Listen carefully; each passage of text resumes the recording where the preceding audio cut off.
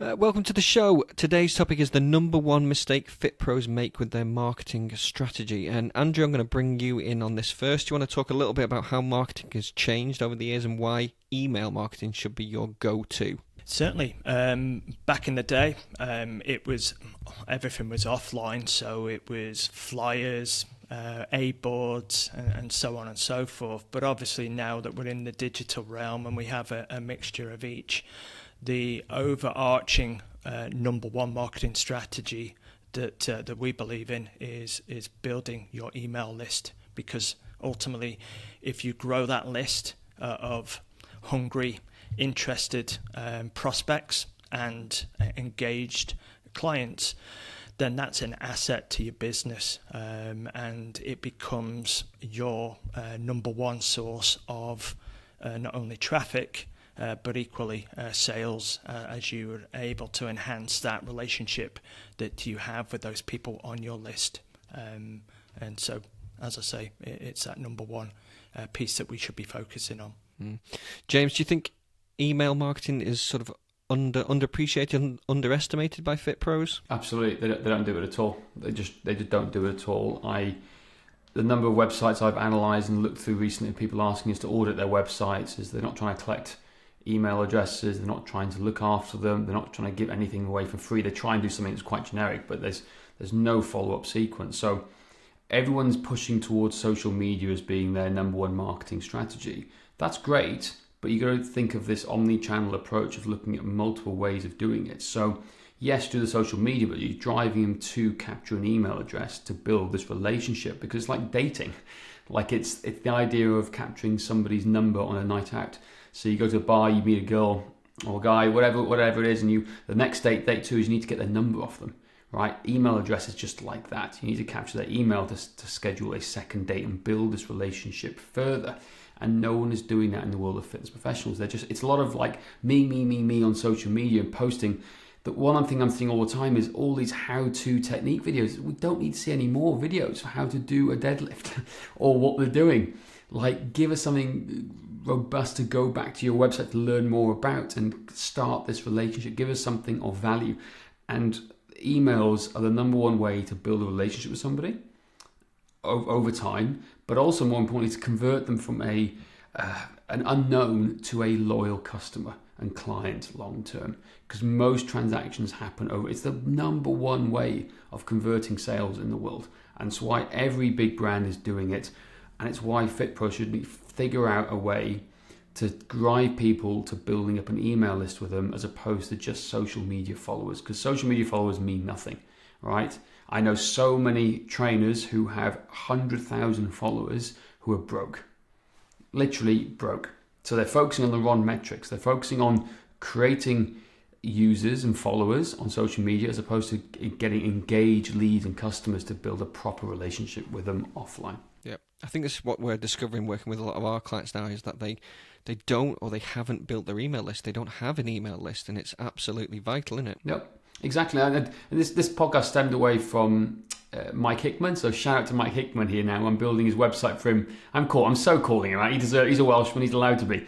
But I'm calling him out. So we're in the middle of doing his website for build for him at the moment. And one of the tasks I asked him to do is to send me a list of all their current contacts and details so I can upload it into this database where we can start messaging them and talking to them and building a relationship with them to get them to review his new website, for example, right? However, he realized and said to me, actually, the only email lists I have are the ones who I work with on TrueCoach. He hasn't collected any client data before. Now, I'm calling out Mike, but this is hundreds and thousands of trainers I've worked with over the years and said exactly the same thing. They haven't got a solid amount of data they can follow up with them here. And it's not just about getting an email list to market to.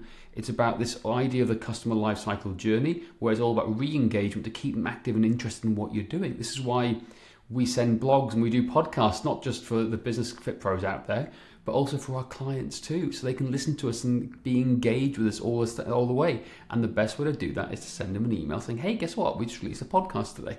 Thought you might be interested in it. And it's this constant engagement. You want to be a wanted guest in their inbox, not an unwanted pest.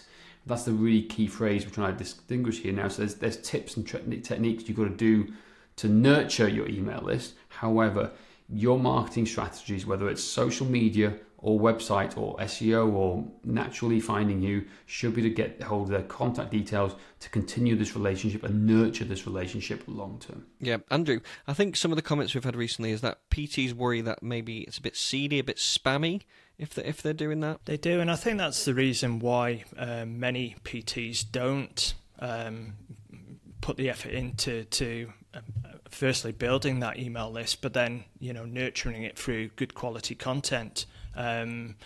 There's perhaps a technology issue where they perhaps don't understand how to do it, how to have some form of lead generation on their website or on their social media, but they shouldn't think it is seedy if they believe in the service they offer to their clients, and of course everybody listening to this I know will be at the top of their game, then we should brush past that doubt that we have in our mind that we're being seedy, because if we focus on the right content, it's going to be well received by the audience that we're sending that content out to. The way we approach it is a good way, is we do like a 1 in 7 approach, I think is a good way to think of it.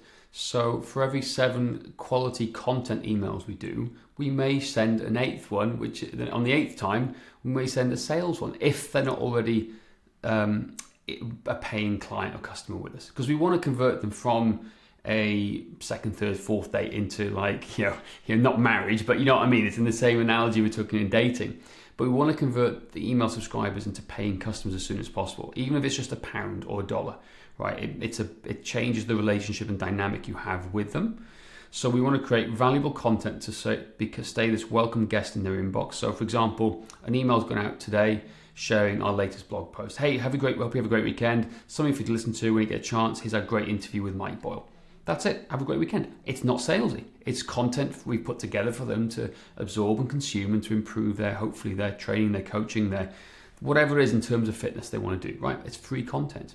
But maybe next week we'll put something out to the guys who haven't bought a training plan from us yet or a book from us. Go, hey guys, we've just relaunched our book. You thought you might be interested. Because we've built so much goodwill with the free content we're doing, and we can say our best content is the paid stuff that we do, we can start to build that relationship. So it doesn't need to be seedy, right, if you do it right. However, the ones I'm seeing at the moment are the ones who are using their email list to blast them every day. You must buy, you must buy, you must buy, you must buy. No, that's an instant unsubscribe type factor, and you don't want that to happen. So yes, you need to avoid that like the plague. You do. Another area you can bring in as well is the PS. So you can give great content in the body of your email, and then a subtle PS at the bottom leading to a workshop or your latest program, or to access something where you're expecting them to take action and invest. So that's another option as well. I like that. That's nice.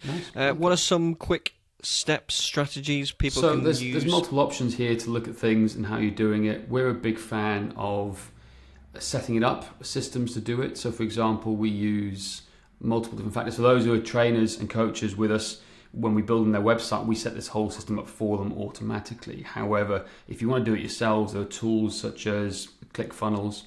There are Lead Pages, I think, is another one to do it for you, to help you set up these things. So these are all useful tools you can use along the way to create your own things, but you need to set up a page where people can come to. They can give their email address for something valuable. It could be a book, it could be a course, a podcast, whatever you want to do it. But they need to set up an email responder sequence where you send them emails that send them emails back, or you have the ability to do it. Again, MailChimp is the common one that people use out there because it's free. However, again, as your business grows, you need things to have that be with you accordingly to scale with your business accordingly. So that's what we try and do here at Strength Management. We're building websites for trainers and coaches. We give these services as part of the scaling up package, where the more money they earn, they can earn the right to go to the next stage each and every time. So just something to think about. Absolutely. That is it for today. Please don't forget to rate, review and subscribe. And if you want to find out what's holding you back from growing your fitness business, go to strengthmanners.com/quiz.